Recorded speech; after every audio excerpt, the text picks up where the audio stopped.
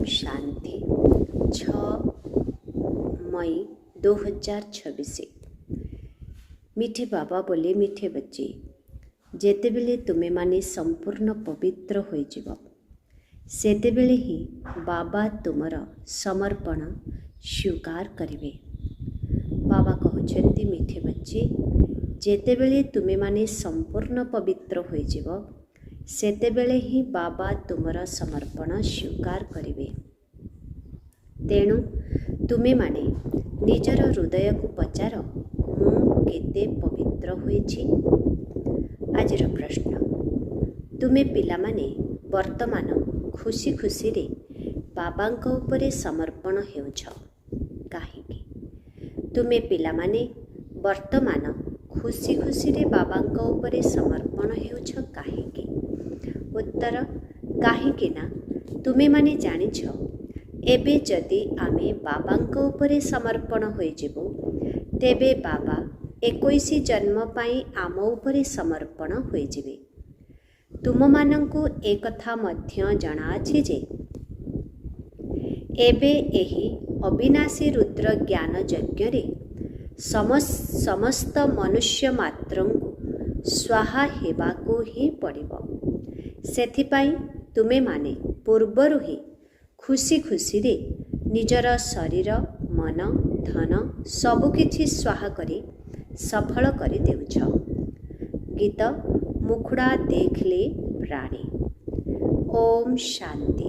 शिव भगवान उवाच, निश्चित निजर पिलामाने ही ज्ञान शिखाउछन्ति बा शिव भगवान उवाच, निश्चित निजर पिलामानंक पाई ही ज्ञान शिखाउछन्ति बा श्रीमत देउछन्ति। हे पिलामाने बा हे प्राणी, शरीररु प्राण बाहरी जाई थाए बा आत्मा बाहरी जाई थाए, एहा गोटिए कथा। हे प्राणी अथवा हे पिलामाने, तुमे देखिल जे तुम जीवन रे केते पाप थिला एवं केते पुण्य थिला। हिसाब तो बतई देछि। तुम जीवन रे अधा कल्प पुण्य आउ अधा कल्प पाप होई थाए। पुण्यर संपत्ति बाबांक ठारो मिलुछि, जाहांको राम बोली कुहा जाउछि। राम निराकारंको कुहा जाउछि, सीतापति रामंको नुहे। तेबे एबे तुमे पिलामाने जेउ माने कि ब्रह्मा मुख वंशावली ब्राह्मण होइछ, तुममानंकर बुद्धि रे एही कथा एबे आसीगलाणी जे निश्चित भावरे अधा कल्प आमे पुण्य आत्मा ही थिलु, पुणी अधा कल्प पापात्मा होई जाइछु। एबे पुण्य आत्मा हेबार अछि। मु केते पुण्य आत्मा होइछि, यही कथा प्रत्येक निजर हृदय को पचारंतु। पापात्मारु पुण्यात्मा किपरि हेब ताहा मध्य बाबा बुझाई देइछन्ति। यज्ञ तप आदि करिबा द्वारा तुमे पुण्यात्मा होई पारिबो नाही। ताहा हेला भक्ति मार्ग। ताहा द्वारा केही भी मनुष्य पुण्यात्मा होई न थांती। एबे तुमे पिलामाने जानुछ आमे पुण्यात्मा हेबाको जाउछु। आसुरी मतरे चाली पापात्मा होई जिबा द्वारा सीढ़ी तळकु खसी खसी आसिले। केते समय आमे पुण्यात्मा हेउछु बा सुखर संपत्ति नेउछु, यही कथा काहाकु भी जଣା नाही। सेही बाबांकु तो सबु मनुष्य स्मरण करुछन्ति, तांको ही परम पिता परमात्मा कहुछन्ति। ब्रह्मा विष्णु शंकरंकु परमात्मा कुहा जीव नाही, आउ काहाकु भी परमात्मा कुहा जाई पारिबो नाही। जदिओ वर्तमान तुमे प्रजापिता ब्रह्मा कहुछ, किंतु प्रजापितांकु केबे भक्ति मार्ग रे स्मरण करू नाहंती। जहा भी हेले समस्ते निराकार बाबांकु ही स्मरण करुछन्ति। हे ईश्वर पिता, हे भगवान अक्षर ही मुखरू बाहरी थाए। ସେହି ଜଣକୁ ହିଁ ସ୍ମରଣ କରୁଛନ୍ତି। ମନୁଷ୍ୟ ନିଜକୁ ଗଡ୍ ଫାଦର ବା ଈଶ୍ୱର ପିତା କହିପାରିବ ନାହିଁ। ବ୍ରହ୍ମା ବିଷ୍ଣୁ ଶଙ୍କର ମଧ୍ୟ ନିଜକୁ ଗଡ୍ ଫାଦର କହିପାରିବେ ନାହିଁ। ସେମାନଙ୍କର ଶାରୀରିକ ନାମ ତ ରହିଛି ନା। କେବଳ ଜଣେ ମାତ୍ର ଈଶ୍ୱର ପିତା ହିଁ ଅଛନ୍ତି, ଯାହାଙ୍କର ନିଜର ଶରୀର ନାହିଁ। ଭକ୍ତି ମାର୍ଗରେ ମଧ୍ୟ ଶିବଙ୍କର ବହୁତ ପୂଜା କରୁଛନ୍ତି। ଏବେ ତୁମେ ପିଲାମାନେ ଜାଣିଛ, ଶିବ ବାବା ଏହି ଶରୀର ଦ୍ୱାରା ଆମ ସହିତ କଥାବାର୍ତ୍ତା କରୁଛନ୍ତି। ହେ ପିଲାମାନେ, କେତେ ସ୍ନେହର ସହିତ କହୁଛନ୍ତି ଏବଂ ବୁଝୁଛନ୍ତି ଯେ ମୁଁ ସମସ୍ତଙ୍କର ପତିତ ପାବନ ସଦ୍ଗତି ଦାତା ଅଟେ। ମନୁଷ୍ୟମାନେ ବାବାଙ୍କର ମହିମା କରୁଛନ୍ତି ନା, କିନ୍ତୁ ସେମାନଙ୍କୁ ଏକଥା ଜଣା ନାହିଁ ଯେ ସିଏ 5000 ବର୍ଷ ପରେ ଆସୁଛନ୍ତି। ନିଶ୍ଚୟ ଯେତେବେଳେ କଳିଯୁଗର ଶେଷ ସମୟ ହେବ, ସେତେବେଳେ ତ ଆସିବେ। ଯେହେତୁ ଏବେ କଳିଯୁଗର ଶେଷ ସମୟ, ତେଣୁ ନିଶ୍ଚିତ ଏବେ ହିଁ ଆସିଛନ୍ତି। ତୁମମାନଙ୍କୁ ଶ୍ରୀକୃଷ୍ଣ ପଢ଼ାଉନାହାନ୍ତି, ତୁମକୁ ଏବେ ଶ୍ରୀମତ ମିଳୁଛି। ଶ୍ରୀମତ କୃଷ୍ଣଙ୍କର ମତ ନୁହେଁ। ଶ୍ରୀକୃଷ୍ଣଙ୍କର ଆତ୍ମା ମଧ୍ୟ ଶ୍ରୀମତ ଦ୍ୱାରା ଦେବତା ହୋଇଥିଲେ। ପୁଣି 84 ଜନ୍ମ ନେଇ ଏବେ ତୁମେମାନେ ଆସୁରୀ ମତର ଅଧୀନ ହୋଇଯାଇଛ। ବାବା କହୁଛନ୍ତି, ମୁଁ ସେତେବେଳେ ଆସୁଛି ଯେତେବେଳେ ତୁମର 84 ଜନ୍ମର ଚକ୍ର ଶେଷ ହେଉଛି। ତୁମେ ଯେଉଁମାନେ ଆରମ୍ଭରୁ ଆସିଥିଲ, ଏବେ ଜୀର୍ଣ୍ଣ ଶୀର୍ଣ୍ଣ ଅବସ୍ଥାରେ ଅଛ। ବୃକ୍ଷଟି ଯଦି ପୁରୁଣା ଜୀର୍ଣ୍ଣ ଶୀର୍ଣ୍ଣ ହୋଇଯାଏ, ତେବେ ସାରା ବୃକ୍ଷ ହିଁ ସେହିଭଳି ହୋଇଯାଇଥାଏ। ବାବା ବୁଝାଉଛନ୍ତି, ତୁମେମାନେ ତମୋ ପ୍ରଧାନ ବା ପତିତ ହେବା କାରଣରୁ ସମସ୍ତେ ତମୋ ପ୍ରଧାନ ହୋଇଯାଇଛନ୍ତି। ଏହି ମନୁଷ୍ୟ ସୃଷ୍ଟି ଭିନ୍ନ ଭିନ୍ନ ଧର୍ମର ବୃକ୍ଷ ଅଟେ। ଏହାକୁ ହିଁ ଓଲଟ ବୃକ୍ଷ କୁହାଯାଏ। ଏହାର ମଞ୍ଜି ଶିବ ବାବା ଉପରେ ଅଛନ୍ତି। ସେହି ମଞ୍ଜିରୁ ହିଁ ସାରା ବୃକ୍ଷ ବାହାରିଛି। ମନୁଷ୍ୟମାନେ ମଧ୍ୟ ଈଶ୍ୱର ପିତା ବୋଲି କହୁଛନ୍ତି। ଆତ୍ମା ହିଁ କହୁଛି, ଆତ୍ମାର ନାମ ଆତ୍ମା ହିଁ ଅଟେ। ଆତ୍ମା ଯେତେବେଳେ ଶରୀରକୁ ଆସେ, ସେତେବେଳେ ଶରୀରର ନାମ ରଖାଯାଇଥାଏ। ଖେଳ ଚାଲିଥାଏ। ଆତ୍ମାମାନଙ୍କର ଦୁନିଆରେ ଖେଳ ଚାଲିନଥାଏ। ଖେଳ ହେବାର ସ୍ଥାନ ହିଁ ଏହି ଦୁନିଆ ଅଟେ। ନାଟକରେ ଆଲୋକର ଆବଶ୍ୟକ ପଡ଼ିଥାଏ। ବାକି ଯେଉଁଠାରେ ଆତ୍ମାମାନେ ଥାଆନ୍ତି, ସେଠାରେ ସୂର୍ଯ୍ୟ ଚନ୍ଦ୍ର ନଥାନ୍ତି। ସେଠାରେ ଡ୍ରାମାର ଖେଳ ହୋଇନଥାଏ। ରାତି ଦିନ ଏହିଠାରେ ହିଁ ହୋଇଥାଏ। ସୂକ୍ଷ୍ମ ବତନ ବା ମୂଳ ବତନରେ ରାତି ଦିନ ନଥାଏ। ଏହା ହିଁ କର୍ମକ୍ଷେତ୍ର ଅଟେ। ଏଠାରେ ମନୁଷ୍ୟ ଭଲ କର୍ମ ମଧ୍ୟ କରୁଛନ୍ତି, ଖରାପ କର୍ମ ମଧ୍ୟ କରୁଛନ୍ତି। ସତ୍ୟଯୁଗ ତ୍ରେତା ଯୁଗରେ ଭଲ କର୍ମ ହୋଇଥାଏ, କାରଣ ସେଠାରେ 5 ବିକାର ରୂପୀ ରାବଣର ରାଜ୍ୟ ହିଁ ନଥାଏ। ବାବା ଆସି କର୍ମ ଅକର୍ମ ବିକର୍ମର ରହସ୍ୟ ଶୁଣାଉଛନ୍ତି। କର୍ମ ତ କରିବାକୁ ହିଁ ପଡ଼ିବ, ଯେହେତୁ ଏହା କର୍ମକ୍ଷେତ୍ର ଅଟେ। ସତ୍ୟଯୁଗରେ ମନୁଷ୍ୟ ଯେଉଁ କର୍ମ କରିଥାଏ, ତାହା ଅକର୍ମ ହୋଇଯାଇଥାଏ। ସେଠାରେ ରାବଣର ରାଜ୍ୟ ହିଁ ନାହିଁ, ତାକୁ ସ୍ୱର୍ଗ କୁହାଯାଏ। ବର୍ତ୍ତମାନ ସ୍ୱର୍ଗ ଦୁନିଆ ନାହିଁ। ସତ୍ୟଯୁଗରେ ଏକମାତ୍ର ଭାରତ ହିଁ ଥିଲା। ଅନ୍ୟ କୌଣସି ଖଣ୍ଡ ବା ରାଷ୍ଟ୍ର ନଥିଲା। ବାବାଙ୍କୁ ହେଭେନଲି ଗଡ୍ ଫାଦର ବା ସ୍ୱର୍ଗୀୟ ଈଶ୍ୱର ପିତା ବୋଲି କହୁଛନ୍ତି। ତେବେ ସେହି ପିତା ନିଶ୍ଚିତ ସ୍ୱର୍ଗ ହିଁ ରଚନା କରିବେ। ଏହି କଥା ସବୁ ରାଷ୍ଟ୍ର ଜାଣିଛନ୍ତି ଯେ ଭାରତ ପ୍ରାଚୀନ ଦେଶ ଅଟେ। ପ୍ରଥମେ କେବଳ ଭାରତ ହିଁ ଥିଲା। ଏ କଥା ଅନ୍ୟ କେହି ଜାଣିନାହାନ୍ତି। ବର୍ତ୍ତମାନ ତ ଗୋଟିଏ ଦେଶ ନାହିଁ। ବର୍ତ୍ତମାନ ତ ଗୋଟିଏ ଦେଶ ନାହିଁ ନା। ଏହା ହେଉଛି 5000 ବର୍ଷର କଥା। କହୁଛନ୍ତି ମଧ୍ୟ ଖ୍ରୀଷ୍ଟଙ୍କର 3000 ବର୍ଷ ପୂର୍ବରୁ ଭାରତ ସ୍ୱର୍ଗ ଥିଲା। ରଚୟିତା ନିଶ୍ଚିତ ସୃଷ୍ଟି ରଚନା କରିବେ। ତମୋପ୍ରଧାନ ବୁଦ୍ଧି ହୋଇଥିବା କାରଣରୁ ଏତିକି କଥା ବି ବୁଝିପାରୁନାହାନ୍ତି। ଭାରତ ତ ସବୁଠାରୁ ଉଚ୍ଚ ଅଥବା ଶ୍ରେଷ୍ଠ ଖଣ୍ଡ ଅଟେ। ମନୁଷ୍ୟ ସୃଷ୍ଟିର ପ୍ରଥମ କୁଟୁମ୍ବ ବା ବଂଶ ଅଟେ। ବାବା କହୁଛନ୍ତି ଭାରତ ତ ସବୁଠାରୁ ଉଚ୍ଚ ଅଥବା ଶ୍ରେଷ୍ଠ ଖଣ୍ଡ ଅଟେ। ମନୁଷ୍ୟ ସୃଷ୍ଟିର ପ୍ରଥମ କୁଟୁମ୍ବ ବା ବଂଶ ଅଟେ। ଡ୍ରାମା ମଧ୍ୟ ଏହିଭଳି ରଚନା ହୋଇଛି। ଧନୀ ଦରିଦ୍ରକୁ ସାହାଯ୍ୟ କରିଥାଏ। ଏହିପରି ଚାଲି ଆସିଛି। ଭକ୍ତି ମାର୍ଗରେ ମଧ୍ୟ ସାହୁକାର ବା ଧନୀ ବ୍ୟକ୍ତି ଗରିବମାନଙ୍କୁ ଦାନ କରିଥାନ୍ତି। କିନ୍ତୁ ଏହା ତ ହେଲା ପତିତ ଦୁନିଆ। ତେଣୁ ଯିଏ ବି ଦାନ ପୁଣ୍ୟ କରୁଛନ୍ତି ପତିତ ହିଁ ଅଟନ୍ତି।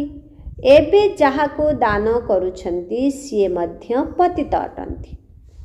ପତିତ ପତିତଙ୍କୁ ଦାନ କରିବେ ତ ତାର ଫଳ କ'ଣ ପାଇବେ?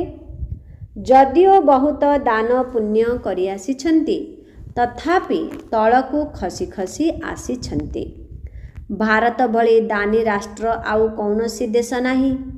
ବର୍ତ୍ତମାନ ତୁମ ପାଖରେ ଯେଉଁ ଶରୀର ମନ ଧନ ଅଛି ତାହା ସବୁ ତୁମେ ଏହି ଯଜ୍ଞରେ ସ୍ୱାହା କରୁଛ। ଏହାକୁ କୁହାଯାଉଛି ରାଜସ୍ୱ ଅଶ୍ୱମେଧ ଅବିନାଶୀ ଜ୍ଞାନ ଯଜ୍ଞ। ଆତ୍ମା କହୁଛି ଯେଉଁ ପୁରୁଣା ଶରୀର ରହିଛି ଏହାକୁ ମଧ୍ୟ ଏଠାରେ ସ୍ୱାହା କରିବାକୁ ହେବ।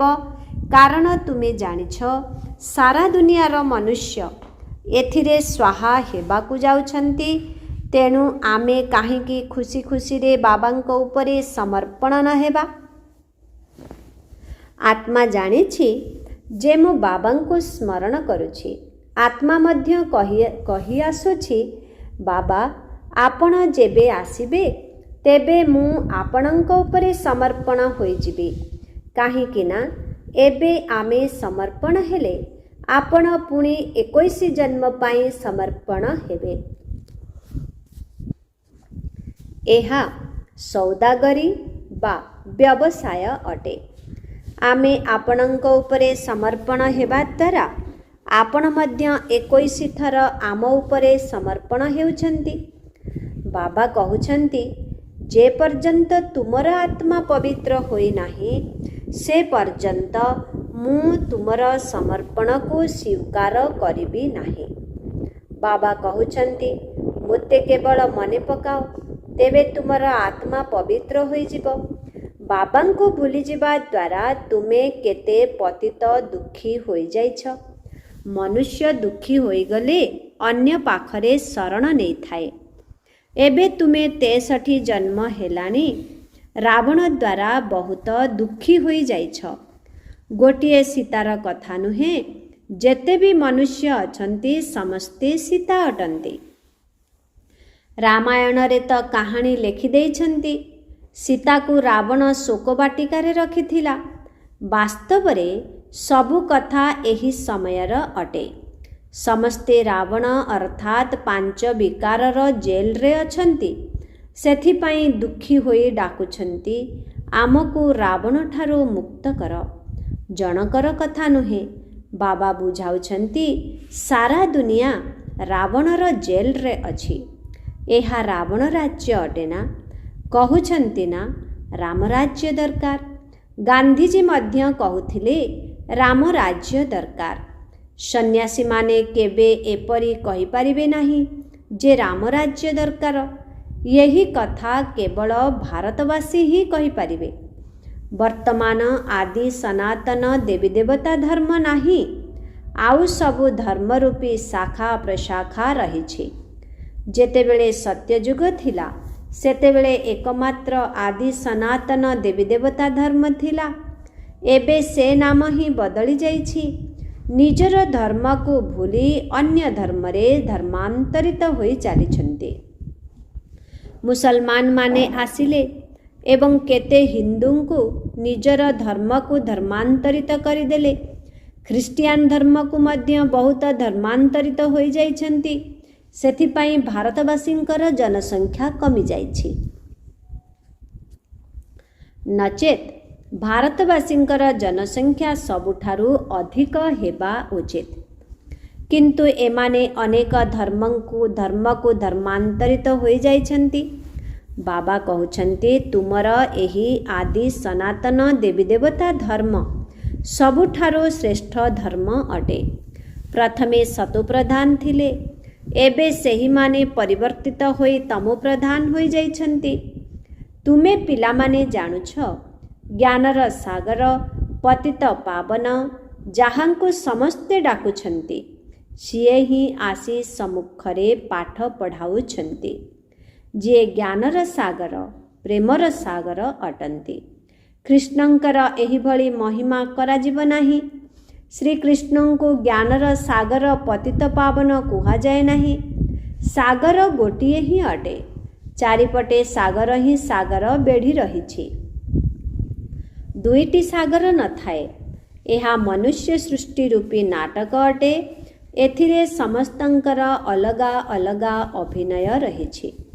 बाबा कहउछन्ति मोर कर्तव्य समस्तंक ठारु अलगा। मु ज्ञानर सागर अटे। मोते ही तुमे डाकुछ हे पतित पावन। पुणी कहउछ मुक्तिदाता। केउथिरु मुक्त करिथांती ए कथा मध्य केही जानि नाहंती। तुमे जानिछ आमे सत्ययुग त्रेतायुगरे बहुत सुखी थिलु। ताकु ही स्वर्ग कुहा जाए। एबे त नर्क होई गलानी। सेथिपाई डाकुछन्ति दुखरु मुक्त करी सुख धाम नै चाल। सन्यासी माने केबे हेले कहिबे नाही जे अमुक स्वर्गवासी हेला। सेमाने कहिथांती निर्वाण प्राप्त हेला। विदेशरे मध्य कहिथांती लेफ्ट फॉर हेवनली अवॉर्ड अर्थात स्वर्ग को गला। भाविथांती गॉड फादर बा ईश्वर पितांक पाखकु गला। जदि हेवनली गॉड फादर कहउछन्ति तेबे निश्चित भावे स्वर्ग थिला। एबे नाही। तेबे नर्क परे पुणी स्वर्ग आसीबा दरकार। ईश्वर पितांकु एठाकु आसी स्वर्ग स्थापन करिबाकु हेबो। सूक्ष्म बतन मूल बतन रे स्वर्ग न थाए। तेबे निश्चित बाबांकु एहिठाकु ही आसीबाकु पड़ी थाए। बाबा कहउछन्ति मु आसी प्रकृतिर आधार नेउछि। मोर जन्म मनुष्य मानंक भଳି नुहे। मु गर्भको आसु नाही। तुमे समस्ते गर्भको आसुछ। सत्य जुगरे गर्भ महल होई थाए। कारण सेठारे कौनसी विकर्म न थाए। जहा पाई दंड भोग करिबाकु पड़िबो सेथिपाई ताकु गर्भ महल कुहा जाए। एठारे आत्मा विकर्म करिथाए। जहार दंड भोग करिबाकु पड़िथाए सेथिपाई एहाकु गर्भ जेल कुहा जाए। एठारे रावण राज्य रे मनुष्य पाप करि चलिछन्ति। एहा पापात्मा मानंकर ही दुनिया। ताहा हेउछि पुण्यात्मा मानंकर दुनिया। स्वर्ग सेथिपाई कुहा जाए। अस्वस्थ पत्र उपरे श्रीकृष्ण भासी भासी आसीथिले। यही परि श्रीकृष्णंकर महिमा करिथांती। सत्य जुगरे गर्भ मध्यरे दुख अनुभव होई न थाए। बाबा कर्म अकर्म विकर्मर गति विषय रे बुझाउछन्ति। जहार पुणी गीता शास्त्र रचना करा जाइछे। किंतु सेथिरे शिव भगवान उवाच परिवर्ते श्रीकृष्णंक नाम लेखि देइछन्ति। एबे तुमे माने जानुछ आमे बेहदर बाबांक ठारु बेहद सुखर संपत्ति नेउछु। एबे भारत रावण द्वारा श्रापित होई जाइछि। सेथिपाई दुर्गति होई जाइछि। यही बड़ अभिशाप मध्य ड्रामा रे निर्धार्य रहिछि। बाबा आसी वरदान देउछन्ति आयुष्मान भव पुत्रवान भव संपत्तिवान भव। सबु प्रकार सुखर संपत्ति देउछन्ति। तुमको आसी पाठ पढ़ाउछन्ति। जेउ पाठ पढ़ा द्वारा तुमे देवता हेउछ। वर्तमान नुआ सृष्टिर रचना करा जाउछि। ब्रह्मांक द्वारा शिव बाबा तुमको निजर करुछन्ति। गायन मध्य हेउछि प्रजापिता ब्रह्मा। तुमे तांकर संतान ब्रह्मा कुमार कुमारी होइछ। जेजे बापांक ठारू पिता ब्रह्मांक माध्यमरे संपत्ति नेउछ, पूर्वरु मध्य नेइथिल, एबे पुणी बाबा आसिछन्ति, समस्ते बाबांकर संतान, तेबे समस्तंकु बाबांक पाखकु जिबा दरकार। किंतु गायन रहिछि, प्रजापिता ब्रह्मांक द्वारा मनुष्य सृष्टिर स्थापना हुए, तेणु एहिठारे अर्थात पुरुणा दुनिया रे हेबना। आत्मा संबंधरे कुहंती आमे भाई भाई अटु। प्रजापिता ब्रह्मांकर संतान हेबा द्वारा तुमे भाई भौणी हेउछ। वर्तमान तुमे समस्ते भाई भौणी अट। तुमे माने बाबांक ठारू संपत्ति नहीं गल, एबे मध्य बाबांक ठारू संपत्ति नेउछ। शिव बाबा कहउछन्ति, मोते मने पकाओ। तुम मानंकु शिव बाबांकु स्मरण करिबा को हेब। स्मरण करिबा द्वारा ही तुमे पावन हेब, आउ कौनसी उपाय नाही। पवित्र न हेबा पर्यंत तुमे मुक्तिधाम को जाई पारिबो नाही। जीवन मुक्ति धामरे बा सत्य जुगरे प्रथमे प्रथमे आदि सनातन देवी देवता धर्म थिला, पुणी क्रमान्वୟରେ अन्यान्य धर्म आसिला। बाबा शेषरे आसी समस्तंकु दुखरु मुक्त करुछन्ति। बाबा शेषरे आसी समस्तंकु दुखरु मुक्त करुछन्ति, सेथिपाई तांकु मुक्ति दाता मध्य कुहा जाउछि। बाबा कहउछन्ति, तुमे माने केवल मोते मने पकाओ, तेबे तुमर पाप भस्म होई जिव। डाकुछ मध्य, बाबा आस आमकु पतितरु पावन कर। शिक्षक तो पाठ पढ़ाउछन्ति, एथिरे कौनसी चरित्र बा लीला करुछन्ति कि? यही एहा मध्य पाठ पढ़ा अटे। बाबा ज्ञानर सागर ही आसी ज्ञान देउछन्ति। अच्छा, मिठे मिठे शिखिला दे संतान मानक प्रति मात पिता बाप दादांकर मधुर स्नेह संपन्न शुभेच्छा एवं सुप्रभात। आत्मिक पितांकर आत्मिक संतान मानंको नमस्ते। आत्मिक संतान मानंकर आत्मिक पितांको ओम शांति, गुड मॉर्निंग, नमस्ते नमस्ते नमस्ते नमस्ते नमस्ते, ओम शांति।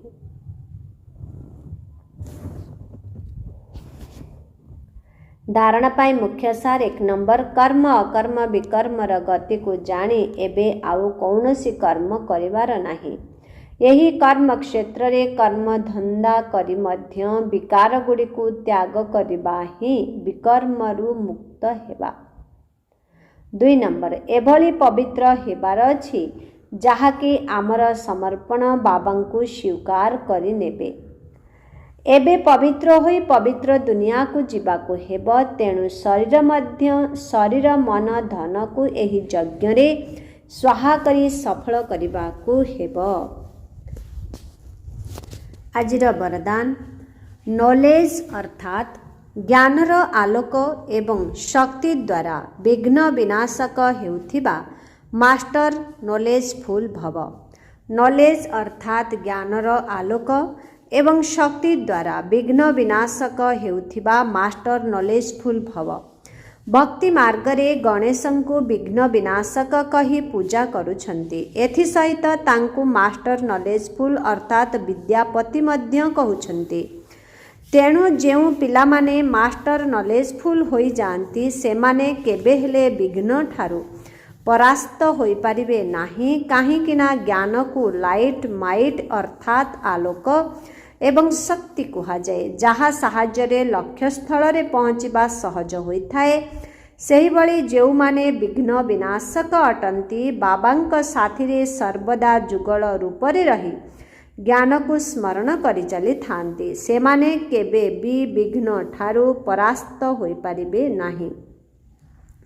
आजिर स्लोगन, भितरे बाहरे जहाँ भी सबु दोष दुर्बलता रही सेगुड़ी को जदि पूर्ण रूप से दान करदेव, तेबे तुमर इच्छा शक्ति दृढ़ होई जीव। ओम शांति। आजिर अव्यक्त इशारा, सर्वदा अचल अटल एवं एक रस स्थितिर अनुभव कर। एबे निजे अनुभवी होई अन्यमानंकु मध्य अचल अटल रहिबार अनुभव कराइबार समय अटे। एबे खेलिबार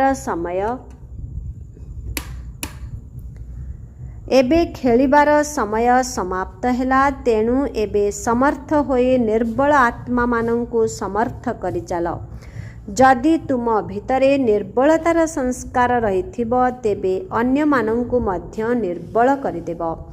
तेणु ज्ञानर समस्त पॉइंट गुड़िकर अनुभवी हेबा पाई एकांत प्रिय हुआ, एकाग्रतार अभ्यास को बढ़ाओ।